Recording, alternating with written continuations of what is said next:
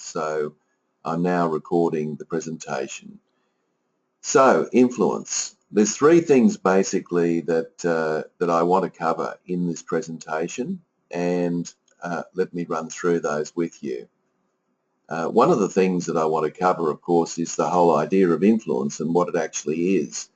I think when I mention influence to people, they often think about manipulation or being cunning or something like that. I'm certainly not talking about it from that point of view. So if you think about it, we're all in the business of influencing. We try to influence our family, our friends, our colleagues, our stakeholders, our customers every single day. So we are all in the business of influence. So, but what I'm talking about is to influence people ethically and honestly and transparently. So I really want to just unpack that a little bit before we get underway this morning.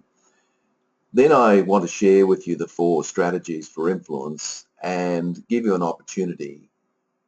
I think we've lost some audio, so let me just check and see.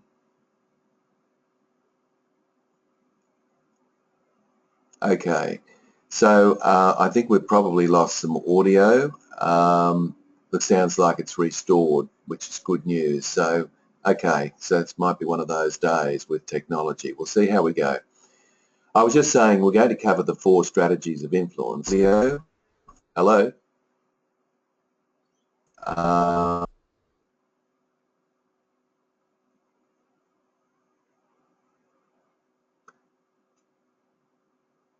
Okay, we'll cover the 4 strategies of influence, and then what I want to do is look at some ways and means that you might be able to improve your influencing style. I say that because all of us actually have an influencing style, and what happens is that we tend to use it or overuse it. And what happens is we come in contact with people that perhaps don't share our style, and we've all had that situation where the glaze goes in people's eyes.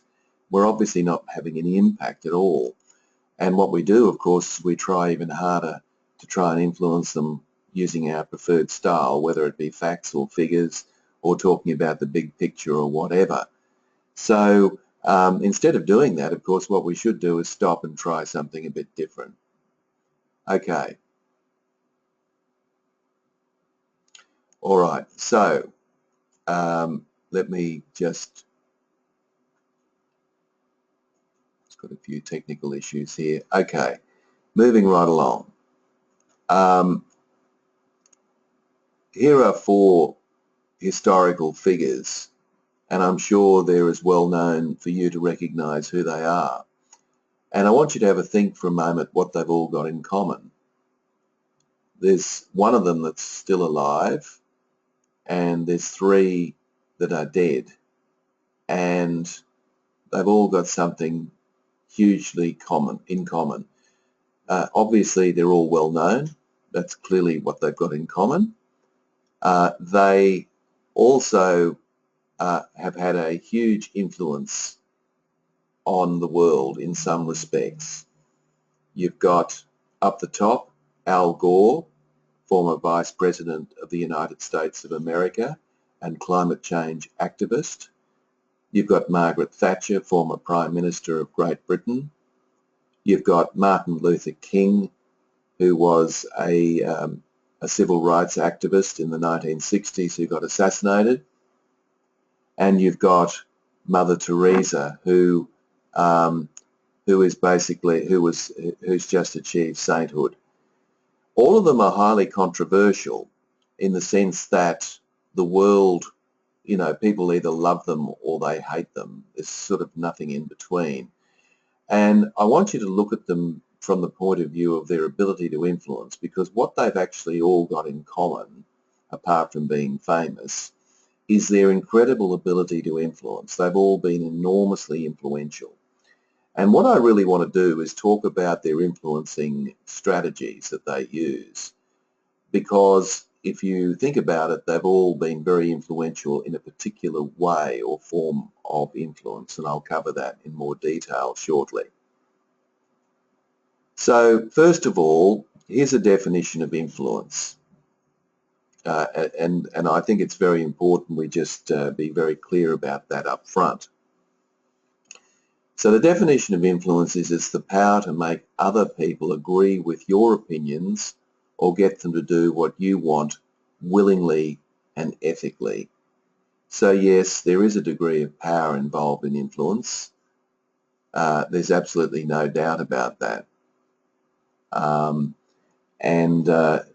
think secondly, I think the important thing about this is that it's done willingly. So in other words, people actually decide to do it because they want to do it.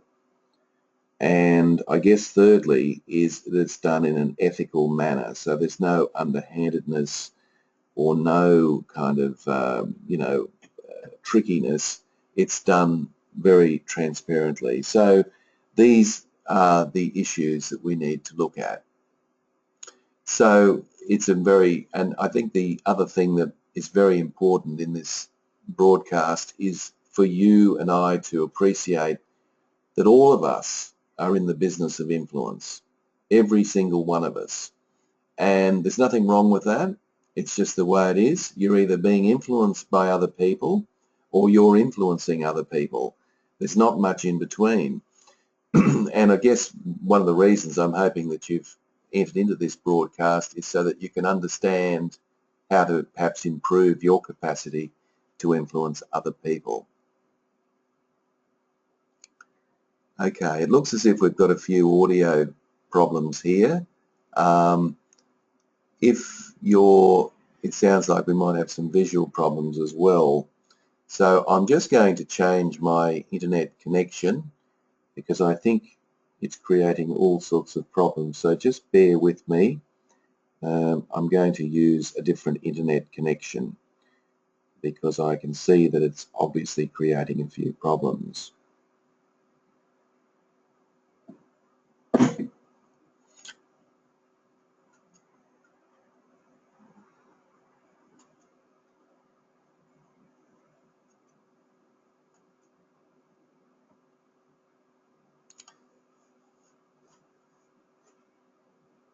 Okay, so hopefully that will help. So I apologise about that. I guess it's just one of those things. So let's continue. So I was just saying we're all in the business of influencing other people, and I think that's very important. We accept that. So it doesn't matter whether you're a manager or a consultant, whether you're a partner in a relationship, a parent. We're all in that business of influencing people. So it really behoves us all to try to improve that quality. Now, when we're actually influencing people, there's actually three variables that are critically important. And if you think about it, one of them is obviously your preferred style and approach. Now, you and I will try and influence people according to our preferred style and approach. And interestingly enough, we're often influenced when other people use our preferred style and approach. So we will have our own approach, and really this morning will give you an opportunity to have a look at your own approach and determine which one of these strategies is most favoured by you most of the time. The other person that you're trying to influence, or persons, because it could be more than one, they also have their own style and approach. And the interesting thing about that is that if you disconnect with them by using a different style or approach to what they actually favour, there's a good chance, all things being equal, that you won't be influential, or at least not as influential as you'd like. Now, the other important variable, of course, is the context. Now, the context, of course, is the situation that you're in. So different influencing strategies are required in different circumstances. So all three are critically important. So the broadcast this morning will give you an opportunity to look at your preferred style and approach and to appreciate the fact that other people have a different style and approach, perhaps, and also that there are different situations requiring different forms of influence. Okay. So what you're seeing here on your screen is my new influencing capabilities framework. It's a pretty simple model, and I guess one of the reasons that I put this model together is that at one extreme, there was academic literature which was really very, very difficult to apply in a real-world context. And then at the other end of the continuum, there's a lot of sales-type information on influencing, which was far too salesy for most of us. So I kind of thought there isn't much out there which is very practical that can be used. So that's the rationale for why I put together the model that you're looking at. So let me explain the model to you so that you've got some idea as to how it works. The first important part of the model is that you'll notice that there is a push and a pull style at the top of the model. So basically, and you've probably heard these terms, the push style, as you can see from the descriptors there at the top, is more of an assertive, giving information and driving type of approach. It's where a person is actually pretty much giving a presentation. I guess it's what I'm doing at the moment. It might be in a conversation where somebody is being a little bit more, arguing their point of view. And then there's the pull style, which is far more of an enabling type of style where you're really working in tandem with somebody else, trying to understand their point of view and conveying your own point of view. So the first important variable is whether you prefer a push or a pull style when you're influencing people. So you might like to consider that. In my book, The New Influencing Toolkit, there is a diagnostic that you can do which will actually give you some clarity around whether you enjoy the push or pull style. And some people it's equal, so they can actually fluctuate between push and pull.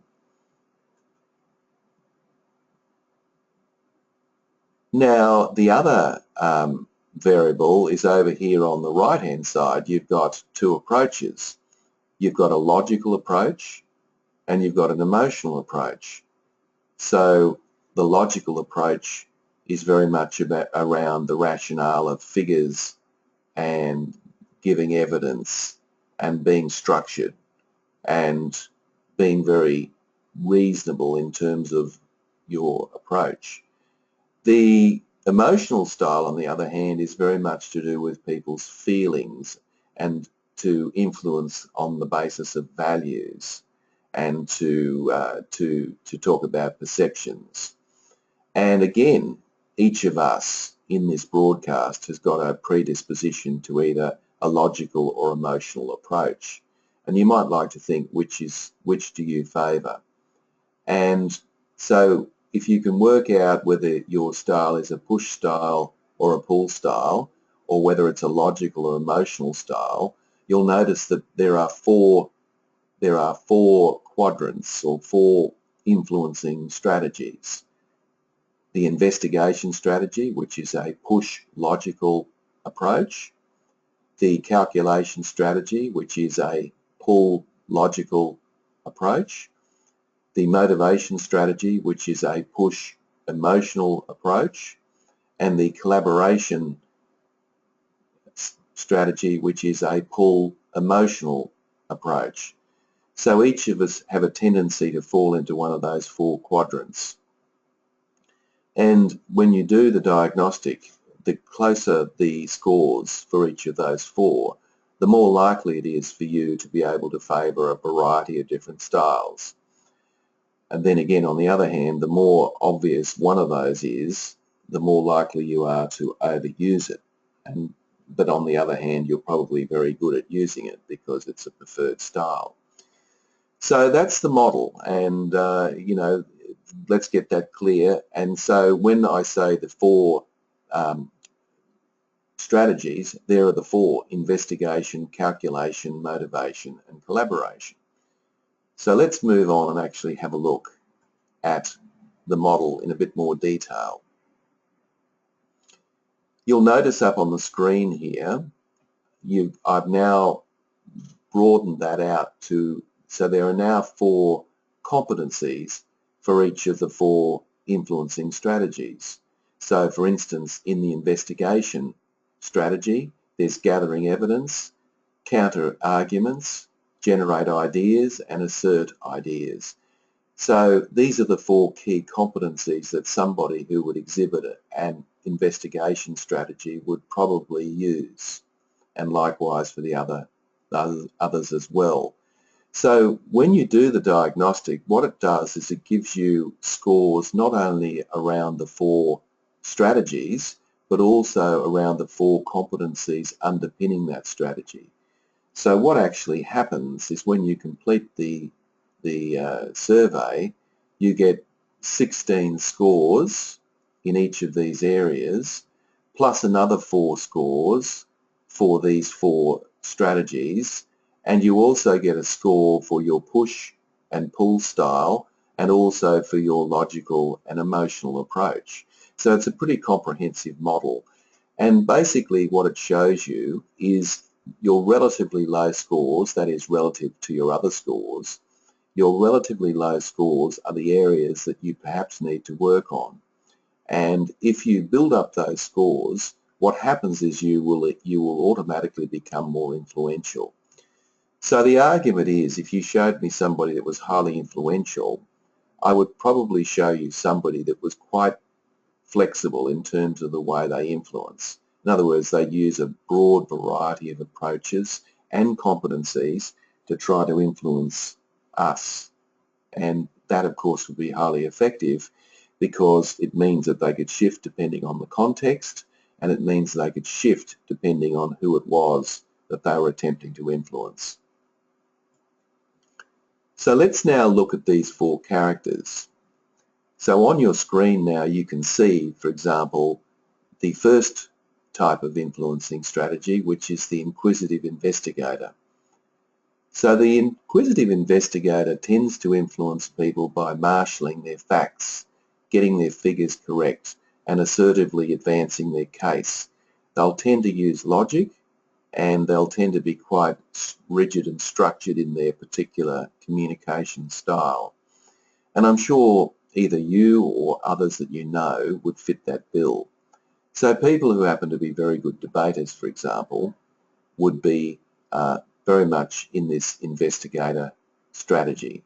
So they're able to interrogate the arguments of others, advance a new point of view, and be able to use logic and do that quite assertively to rebut the arguments of the other person. So I'm sure many people can think of people who use that kind of strategy. Al Gore, of course, is an example of that. So Al Gore, you may have seen his Inconvenient Truth video after he left the White House, and it's just chock-a-block full of statistics, graphs, charts, all of this information, and it's quite telling when you see it because he's throwing at you so much data and from all different directions that it's very obvious that he's trying to influence you and me using the investigative influencing strategy. So other professions that use this strategy, of course, are police. They collect their evidence and so they can prosecute their case. Scientists, of course, come up with a hypothesis and then attempt to prove or disprove that hypothesis using facts, figures, and research. So you have people in those professions who very, very much rely to influence other people on the whole notion of using logic and doing it in a fairly forthright manner.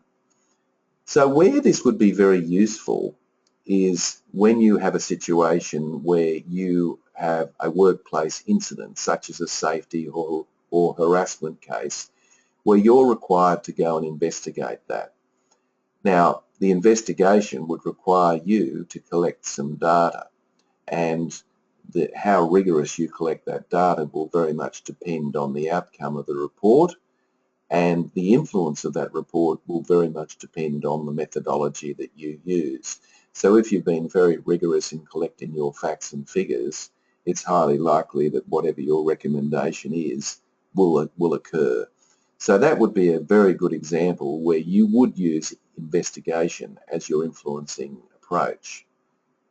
On the other hand, where you perhaps wouldn't use it is for large-scale change initiatives where you want everybody on board. So for these kinds of initiatives, you probably need to collaborate. You probably need to get around, out and about, talk to people, hear what their concerns are, and basically enter into a dialogue with the people you're trying to influence. Because if you didn't do that, you're probably likely that you'd alienate a fair percentage of your workforce. And I have seen this happen time and time again in organisations where leaders haven't taken the workforce with them in a collaborative way. They've been very good at arguing the logic of change, but because people hadn't been consulted and so forth, they often feel aggrieved and are not influenced. So that would be an area where you probably wouldn't use it. Okay, moving right along. So on your screen, you can see now that we have the clear calculators. So the clear calculators are people who will tend to influence. It's a terrible word, isn't it? I couldn't think of a better one. It sounds like a very scheming sort of approach, but calculators actually are good at promoting the positives about their proposal, and at the same time are very good at being able to talk about the negatives of not going down that road. So people have a tendency to know where they stand with calculators. Calculators are good at talking about pros and cons.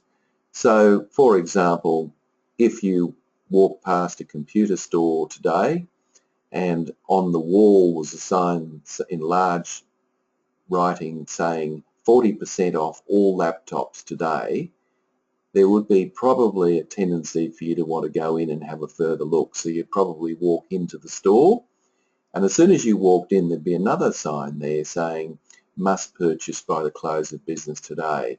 In other words, they're using calculation strategy very, very effectively. So they're talking about the positives, 40% off, and they're talking about the negatives, as in you must purchase by today. So retailers use calculation a lot in terms of their ability to influence and create sales. They're not the only ones, of course, and the politician Margaret Thatcher was very clearly a calculator. You were either with her or against her. There was no middle ground, and her policies were enunciated in such a way as you're either on board or you weren't. And she's a good example of somebody who used, irrespective of what you might think about her politics, she was very, very good at the whole notion of clarifying the issues and, you know, whether people were for or against. So what are some other professions that would use this? Some other professions would be, as I mentioned before, salespeople. Salespeople, of course, will use leverage. They'll talk up their product or service on the one hand, and on the other hand, they will talk about the fact that really you have to make a decision very quickly because this wonderful product or service won't be available after today or this week or whatever. Financial advisors are very good at this as well. They'll say this is the best deal and frankly it won't come up again. So you really have to make a decision. Animal trainers, say in a circus, you'll notice that the animal trainer will have a whip in one hand and a bag of treats in the other, and they'll use the whip and the treats in order to get the animals to do what they want them to do on the circus, in the circus arena. So teachers as well, if you think about a great teacher that you had in your day at school, I'll guarantee that that person was very good at letting you know where the line in the sand was. So you were either for, you knew that you were either in trouble or you weren't, because the teacher was very good at delineating that line. So you may well be a calculator. So calculators in the workplace will tend to use key performance indicators, and they will tend to rely very heavily on process. So any workplace change that'll affect employees and their work methods does require a leader to talk up the positives. So for example, if you were implementing a new computer system and you needed to explain the benefits of that to your employees, then you would do so, but you would also talk about the perils of not going down this road. So in other words, if we don't change this new software, there will be some significant problems that might arise, and you would talk about those as well. So that would be an example of where you would use calculation. But where it wouldn't be wise to use calculations in situations where the direction is vague and unclear, so people have no idea, the rationale of why we're doing something.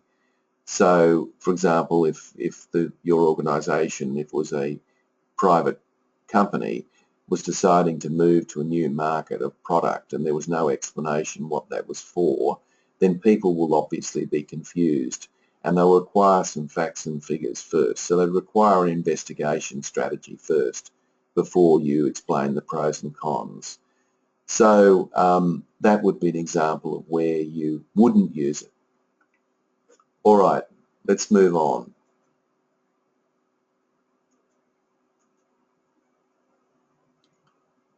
The next type of strategy is the motivator strategy or motivational strategy.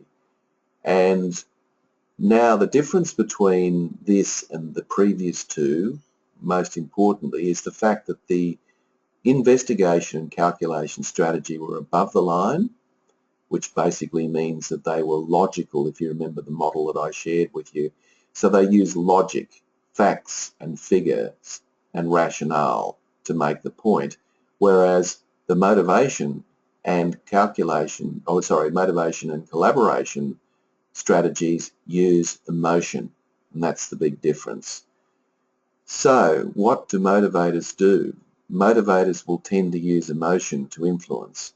So they'll normally talk in terms of the big picture, and they will normally link their particular proposal to a bigger cause than themselves.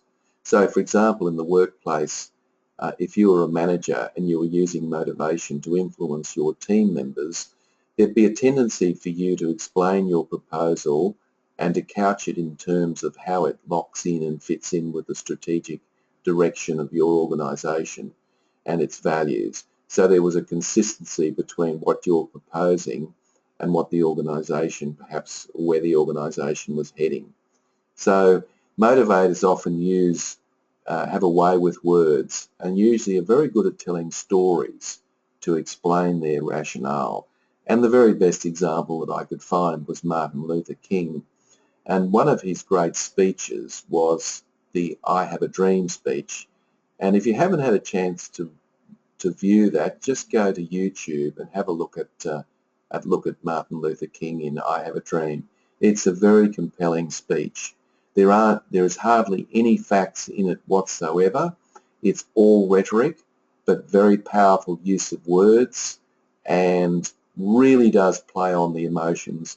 That speech obviously had a huge impact worldwide. It moved and changed a generation. So I think it's important to recognise that when you use the motivator strategy, you don't have to be a compelling speaker. You can tell a story or explain something in very vivid language without having to be a great orator like a Martin Luther King. So don't despair, you don't need to be a Martin Luther King. Okay, so let's have a look at some of the professions and occupations that use motivation. One of them, of course, is an entrepreneur. Most entrepreneurs are big picture operators, so there's a tendency that they have a very big idea. So, for example, somebody like Sir Richard Branson has a very clear vision of what they want in the future, and there's a tendency that they surround themselves with people that buy into that vision, and they can be hugely influential by using a vision of the future. Advertising executives usually have a split second to catch our attention, and what they tend to do is to play on our emotions. Artistic directors, PR agents also are in the business of trying to talk about a big picture and bringing a operation to a worthy conclusion. So they will use motivation as a strategy. So where this is highly useful is where you've got a new strategic direction that requires the hearts and minds of people. So where we want the hearts and minds of people engaged in something, we need to use motivation as a strategy. Now, in the not-for-profit sector, and I know we've got a couple of people in this broadcast in the not-for-profit sector, that becomes a little bit easier because most people are motivated already by the cause. It's very clear what the cause is and people are on board with that. So that can be hugely powerful. But if you are trying to implement something such as unexpected cost cuts in your workplace, which isn't unusual, it's probably not a good idea to use this as a strategy because people really want to know the logic behind the cost cutting. Who's it affecting? When's it going to take place? How's it going to affect my job? These are the questions that people want to know. So they want to know the answers to these before they are prepared to be motivated, I guess. So really you could use the wrong strategy in that circumstance with pretty bad results. Okay, and the final strategy we'll look at is the collegial collaborator. And the newly, Mother Teresa, of course, has now received sainthood, as we know, and a lot of her work was done, of course, in Calcutta and other poor parts of the world where she was basically feeding people, the poor, the very, very poor. Collaborators are extremely good at stakeholder management. They are particularly good at persuading others to get involved in a cause.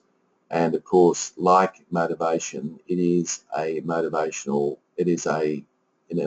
strategy. So capturing the hearts and minds of people becomes critically important.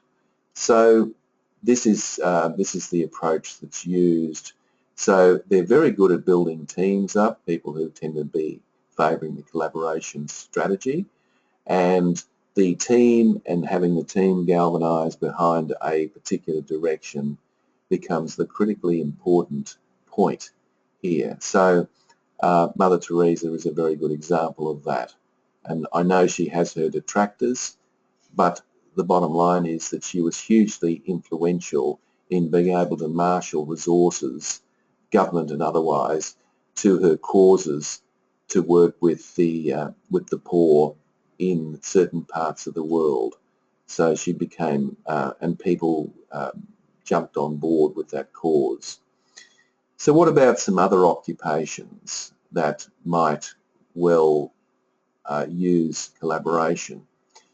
Well, if you think about it, a conductor of an orchestra doesn't actually play a musical instrument, and sometimes they don't even use a baton. But really what they do is they defer to different sections of the orchestra at different times during the ensemble to create a beautiful sound.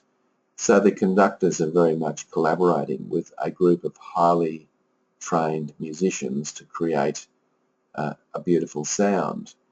Funeral directors have a whole lot of stakeholders they've got to keep happy, and clearly they have to very much use the collaboration influencing strategy. Choreographers are dealing with enormous egos and they have to bring the whole show together, and so they really need to get people working together for the common cause. So there's a couple of occupations that would use those strategies. So circumstances in your workplace where you have a diverse and strongly held set of views in your team, I believe that you should actually discuss those differences behind closed doors in a controlled environment. Instead of sweeping it under the carpet, I think it's best to have those views shared and aired, because what they do, because if you don't, what happens is those strong views and prejudices, they become solidified because they're swept under the carpet. It's better off to have it out under a respectful arrangement, of course, and hear what people have to say. That becomes critically important. If people need to know more about something, then clearly collaboration is not the right way to go. So people will often need to have information about the new customer relationship management system. They'll want to know the rationale for it. They'll want to know the ins and outs. They want to know the timelines and how it's going to impact their work.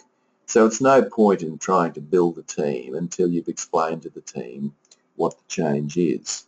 So collaboration can certainly be very effective after everybody has a clear understanding of what's required. You can then work together with your team to make that happen, and that becomes the preferred style at that point. Okay, so what I want to do now we've got about 10 minutes. I want to just share with you some of the tools that you might like to use, because the tools themselves are very, very powerful.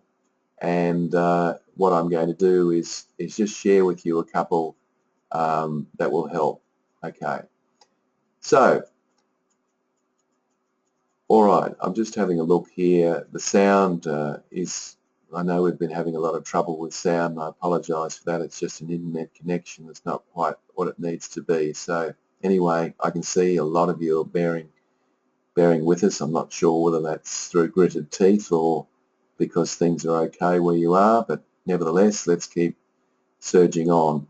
So if you feel that investigation is the strategy that you need to build up or improve, then here's 4 particular ways that you might like to think about doing, 4 things that you can do that will help you. One of the ways, if you've got a new proposal that you're wanting to put on the table, or you want to convince a group of people, one of the things that you can do is use third-party endorsement.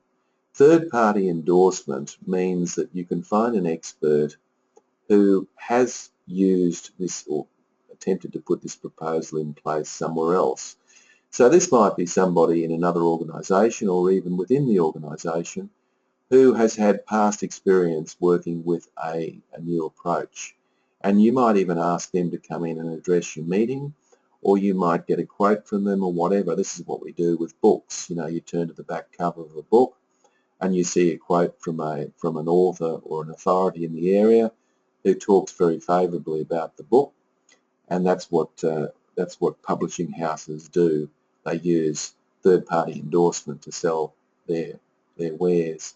Structured interviews are very powerful. So this is about, if you went out and talked to 10 people, you asked them all exactly the same question and collected that data.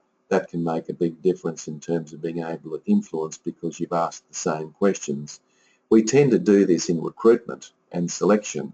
So what we tend to do is we get the people in for an interview and we tend to ask them the same questions. So there might be 5 candidates. They all receive exactly the same questions. And so what happens is that we pick the person who's most qualified for the job based on merit by asking everybody the same questions. Conducting a survey, provided the survey methodology is a good one, can be a very powerful way of influencing other people, because you've got the authority of talking about what people think out of the survey. And of course you've got process mapping. There's one very simple one there on your screen you can see. So if you mapped out in a visual context a particular process that you go through in your work environment and looked at some of the decision points in that process, that can be very, very useful to drive a discussion around what needs to change. And by using a process map with a group of people, you're actually combining 2 types of influence. You're combining the obviously the investigation approach, but because you're involving other people in the conversation, a la your team, you are also using collaboration. And of course, if you can combine a couple of different strategies together, that can be enormously powerful. So there's 4 approaches that you can use. In my book, The New Influencing Toolkit, I share with you 65 approaches that you can use, depending, of course, on what your needs are. So calculation. So what can you use for calculation? So Kurt Lewin came up with the concept of the force field analysis, which was simply a line down the centre of a page. And basically what he did is he said on the left-hand side we have the driving forces. These are the driving forces for change. And on the right-hand side, these are the restraining forces. And so therefore you can actually do a calculation as to which forces are stronger, the driving or the restraining forces. Again, if you did this with your team and brainstorm driving and restraining forces for a proposal, you're actually combining 2 influencing strategies, calculation and collaboration, which of course can be very powerful. Any cost-benefit analysis, of course, is a calculation. So you're actually looking to see that the costs of a proposal are outweighed by the benefits. Now, if the costs of a proposal are outweighed by the benefits, then it seems like it's a good rationale to go ahead. But of course, if the costs outweigh the benefits, then it's probably not a good idea to go ahead. So accountants and analysts use this type of approach all the time to influence people. The last one, which is often used in the military, is one called an after-action review, which is essentially based on 3 key questions. What went well, what didn't go well, and what will we do differently? And this can be a very powerful way of engaging people after an event, after a project, after an incident, in order to get their buy-in for some changes that might occur based on an analysis of what happened. So again, using an after-action review can be done by combining a collaboration and calculation strategy. Okay, moving right along. Now we're going below the line, and for those of you who are very rational and very factual, you might find the next 2 a struggle. And in which case, if you do, here are some suggestions that you might like to apply. You can use a team values charter. So for example, if you've got a new team that you're actually bringing together, it can be very powerful to go around the table and actually ask them 4 questions and actually get them to write the answer to these 4 questions. If there was one value that was important to you working in this team, what is it? So you get them to write down, say, respect. Second question is, please define what that value is so that we understand what respect means. The third question is, why is it important to you? It's a good idea to know why people have nominated certain values. And the fourth question is, what behaviours would demonstrate that value conclusively? And that would be important too, because that's actually the practical application of that value. And you get people to read those out, and it can be enormously powerful, and out of that you create a team values charter, which can obviously influence the team to a certain type of behaviour. The GROW model, some of you might be aware of that. GROW stands for goal, reality, options, and where to from here. So when somebody comes to you, you ask them what their goal is or what they're trying to achieve. You ask them what's stopping them, what are the barriers, which is the reality. You ask them what their options are, which is the O, and the W is where to from here. And that can be enormously beneficial to get other people to come up with their own particular solutions to problems that they might face. Telling a story, particularly if it's a story about where you've messed up, can be hugely motivating, because people get the message clearly that I shouldn't make the same mistake that you made. So there is that approach. And then we have good news stories, and I often think it's a good idea to start your meetings going around the table asking people for what's the win for the week, and you get people to give you one of those wins. That becomes really important because it elevates the meeting, so it creates an upward spiral, because you're going to be talking about the negatives anyway, so you might as well talk about, you know, what's going well initially. But I sometimes get funny looks from managers about that, but there's absolutely nothing wrong with it, and it works extremely well, and it's not difficult to do. You obviously start with yourself first. Okay. So collaboration, if this isn't your forte, here's a couple of strategies that you might like to consider that will assist you. Stephen Covey, the late Stephen Covey, in his book 7 Habits of Highly Effective People, had a chapter in the book called Begin with the End in Mind. And what he basically was saying is that have a goal set, and any way of getting to that goal within reason is okay, as long as you're clear about what the end result is. So if you're having a meeting where you're having a conversation, an open-ended conversation with your team members, you might like to start the meeting by saying, look, what I'm after here is that we come to a resolution about X by the end of the meeting. We've got 30 minutes. I'm very keen to hear from all of you, but remember, what I'm aiming for is a resolution. And then, of course, as the leader, you continually remind people that you're after that resolution. So it's a kind of a way of being able to collaborate, but to keep people focused. Obviously, giving people feedback becomes critically important in terms of collaboration. As I just mentioned, solving problems can be a tool of collaboration where you involve other people. And if you actively listen to other people and paraphrase what they're saying, it is the most powerful collaboration tool, because obviously they know that you're listening to them. So in a one-on-one sense, that can be very powerful. So there's some strategies that you might like to adopt that you might find very useful. Okay, which pretty much brings us to the end of the presentation. If you've got questions, can I ask you, if you haven't already done so, to type them in to the chat box, and I will deal with them very shortly.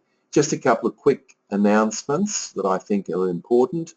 If you enjoyed, even though we had some issues with our internet connection this morning, but if you enjoyed the presentation, like to learn more, you might like to purchase my book, The New Influencing Toolkit, from me, and I will give you a 20% discount if you purchase today. It's a hardcover book. I have a few in stock, so if you send me an email today, I would be very happy to sign it for you and send it off to you in the mail. So that's an offer that you might like to take advantage of today, because you have been prepared to give an hour of your time to be with me during this presentation, which I hope you found very useful.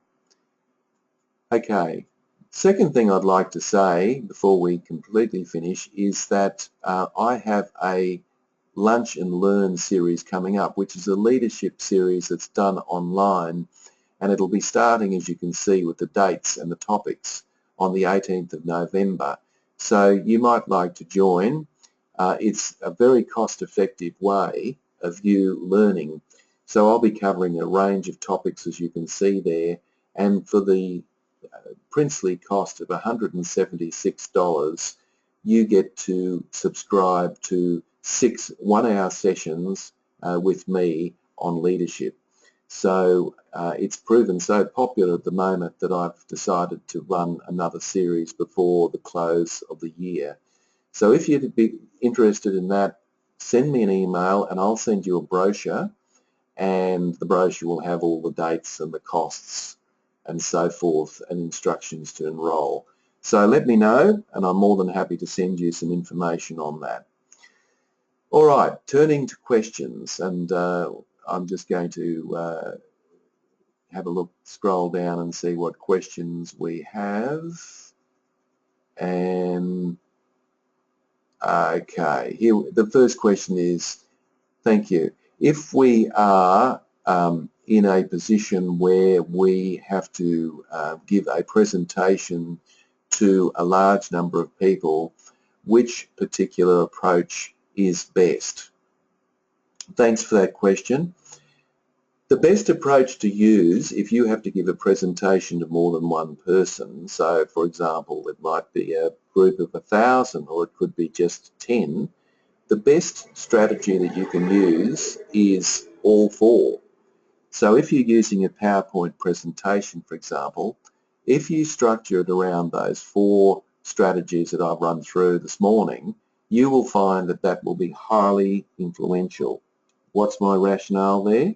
Well, the fact is that you've probably got in the room, you've probably got, you know, all four personalities, right? Law of averages suggests that you'll probably have all four personalities. Now, if you've got all four personalities in the room, then it's highly likely that you'll hit the mark by using all four.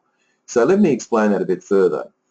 What you could do is you could start off your presentation with some facts and figures. So basically a rationale about why you're proposing what you're proposing. So you're using investigation to start with. So this might be a proposal for a new approach in the workplace or whatever, or you could be trying to convince a group of people, stakeholders, of a new product or service. So you start off by talking about facts and figures. So then you move to motivation. So what you might do then is you might talk about how this might be in the interests of the people in the audience.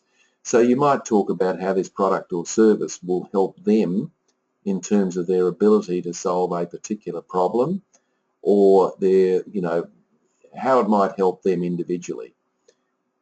Then, so now I've used I've used motivation. Then what I could do is that I could have a slide which actually covers the advantages. So I might have 4 or 5 key benefits that I might use, that I might share with my audience as a summary. So these are the 3 or 4 key benefits that I might use to convince and convey the value of this service or product or proposal. I might then also have another slide which really talks about some of the pitfalls of not going down this road. So what could be some of the problems of not taking on this proposal, this service or this product? What are they? And finally, I might then actually open the floor for questions, of course, if I'm doing it face-to-face. So what I'm doing now is I'm asking people to ask me questions, make comments, share their experiences. What I'm doing now is I'm collaborating. So I'm collaborating with the people who are in there to basically engage them in the presentation. So you can see that by using all 4, I'm going to be far more influential. I'm giving the facts and the figures. I'm explaining to them how it will lock into a key need that the individuals may have. I am talking about the pros and the cons of the proposal, and I'm also getting them involved in the decision-making process by involving them. So you can see that if you've got to give presentations, whether it's a small team meeting or a large meeting with stakeholders, whatever it is, the idea is to apply all 4 approaches wherever possible, and you'll get great results that way. Of course, if you're trying to work with one individual, if you know them very well, you'll probably work out which of those 4 that they particularly favour. And the whole point is to try and communicate to them according to their particular approach. So it follows the platinum rule. The golden rule is treat people how you want to be treated, which is better than nothing. But I think an even better approach is treat people how they want to be treated. So the whole purpose is to basically treat people how, you know, they actually want to be influenced. So using that approach can be very powerful. What I've run through this morning is really applicable to when you're managing upwards. So when you're managing upwards, it's extremely important to understand your boss and to understand how he or she likes to be motivated, likes to be influenced. So if you know, for example, that you need to be clear and concise and very deliberate and have thought out a strategy, that's how you talk to him or her. If you know that they're big picture thinkers, then it's really important to try to use big picture approach when you're explaining or trying to sell them on a proposal. So the more you can actually apply and use their influencing strategies when you're actually selling what you want to sell, you will be far more persuasive and influential, and that becomes really powerful then to do that. Okay, I think that's all the questions we've got. There is a question here of will the presentation be made available? Absolutely, and the presentation will be available very shortly, so bear with me on that. So look, thank you everyone very much for your involvement. Please send me an email if you'd like to purchase my book, and I'll sign it for you and send it out. And if you'd like to get involved or at least get some more information on the Leadership Learning at Lunch program, send me an email and I will certainly send you out a flyer which has got all the information that you require. So thanks guys, I've appreciated working with you this morning despite the constraints. Thank you.